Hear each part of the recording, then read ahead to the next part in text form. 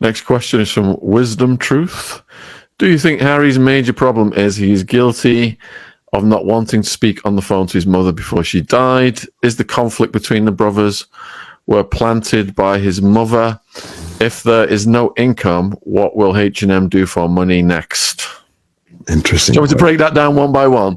Yeah, First one was, do you think Harry's major problem is he's guilty of not wanting to speak to his mother before she died? I haven't heard that one before, so I don't know. I don't know that one. All right, next I don't know one. the answer to that. Was the conflict between the brothers planted by his mother?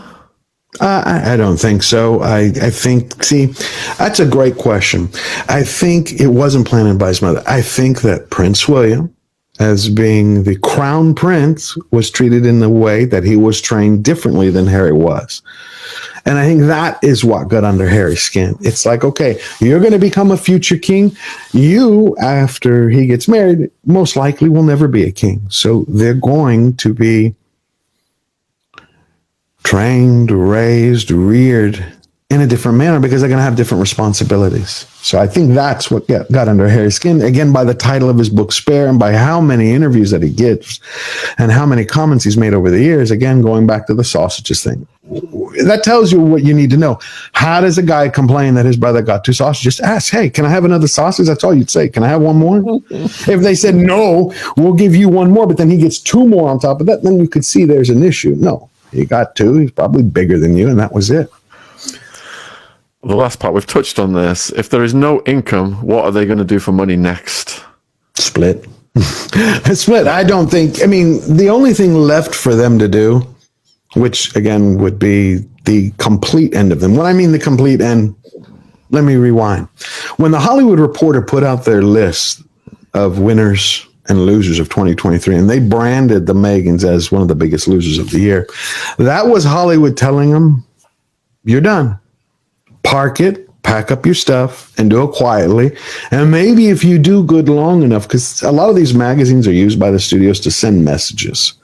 Sometimes it's to hype somebody who's coming up. Sometimes it's to get someone ready to be forgiven by the public. This person's had a lot of trouble, so they lost this year. But guess what? You never know what's on the horizon. The way that they wrote that paragraph for them in the Hollywood Reporter, and then followed up by the Forbes magazine article, it's like, pack up, guys. That's why William Morris, I think when they do let them go, I don't think it'll be in the Spotify manner. I think they'll do that diplomatically. They'll just go silent.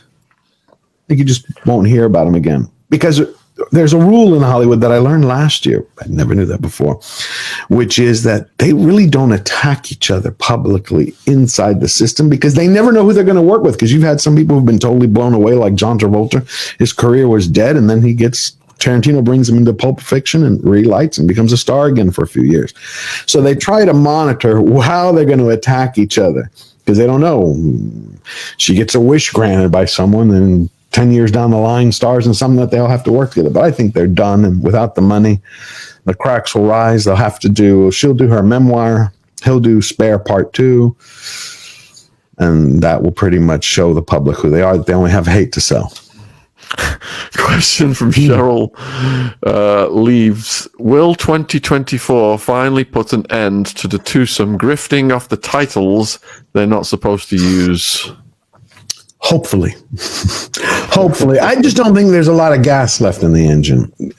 You know, I'm always ready to be shocked, but they haven't seemed to listen to anyone so far. It also tells you that they have no close friends. Because, you know, when you have mates, they tell you you're messing up. Like, you can't see it. That's what best mates do. They show you this, you're on the wrong path. Because every decision they made, I'm like, they really don't have any friends around them. I mean, true friends, not fair weather friends, or like, yes, man, and whatever you want. I'm talking about real people to sit them down and go, you're screwed. No, I don't think so. So I think they're going to continue on this track until they fade out. We've got quite a few questions coming from this person. What Andel? I'll just do them one by one. How is the $30 million being given by Harry's friend Justin Trudeau for Invictus Vancouver to be distributed? I think they're going to probably follow the same model as the Invictus Games in Germany. It's going to cover 80 to 90% of their expenses, and then 10% will be left, 10 to 20% will be left for the actual veterans, which is disgusting. and it's disgusting. He then says CEOs for Invictus have been let go, which means less money from the 30 million has to go to Invictus payroll. How does Harry get his amount of money for the event? Does he just give them a list for the cost of private jet, hotel, and Meghan's clothing? I don't know, but somehow they get their expenses covered. In Invictus in Germany, they decided to stay in a presidential suite. Again, now some people are going to say, well, he's a prince. This is the way he's lived. And I'd say, hold on a second. You're talking about someone who keeps saying that charity is his life. Veterans are his life, as being a former one. Well, if that is the case, then he would want every single penny to go to support them. Why not take that 40 million and go, how many of you showed up to the Invictus game? 200? Each one of you get $500,000 or 200,000. Besides it, we're going to help your life. I'm going to give you what you need. This is what this money is to do, to improve your life, for you to become the role models to the world that you are to me. That's what he should do. But he doesn't. Goes and stays in the presidential suite for 10 days, flies a private jet from there to Portugal, back to LA. See, that's why they've set themselves in a trap. He wants to still be living the life of a senior royal without performing any of the official duties, without actually working for it, without skills to do anything else, but to live a shadow life. And that's why I now view them as the Montecito merchandisers. So this person continues, would Meghan even attend if she wasn't given a clothing allowance?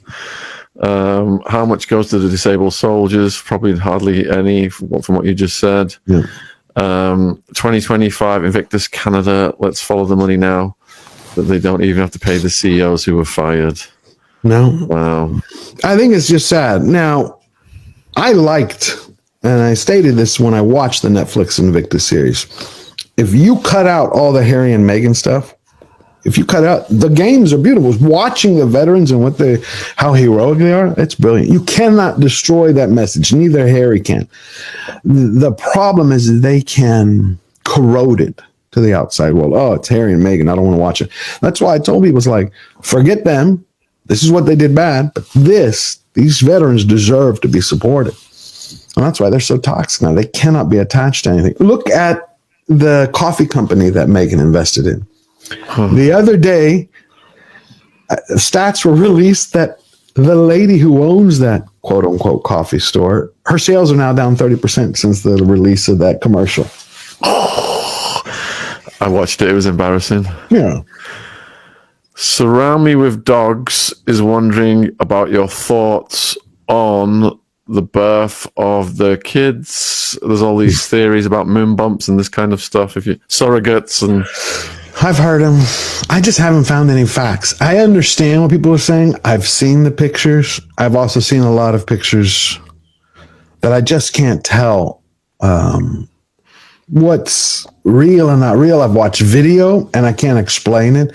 But until I can find a fact, I've pretty much stayed out of that space. Meaning I don't want, because they're children, whether they're theirs or they're not theirs, I didn't want to talk about the kids because I just don't have that information. Once I get it, believe me, you will be the first to know. Nessie's wondering whether you think they're actually still living together. That I think, I don't think so as much. I don't. I've found too many reports that Harry has 2 different hotels where he spends a lot of time at. Now, of course, they can say he's doing that for business, but staying overnight multiple times. And then they're going to respond, well, it's 4 hours, it's in LA and it's 4 hours away from, 2 hours from Montecito, 2 hours back.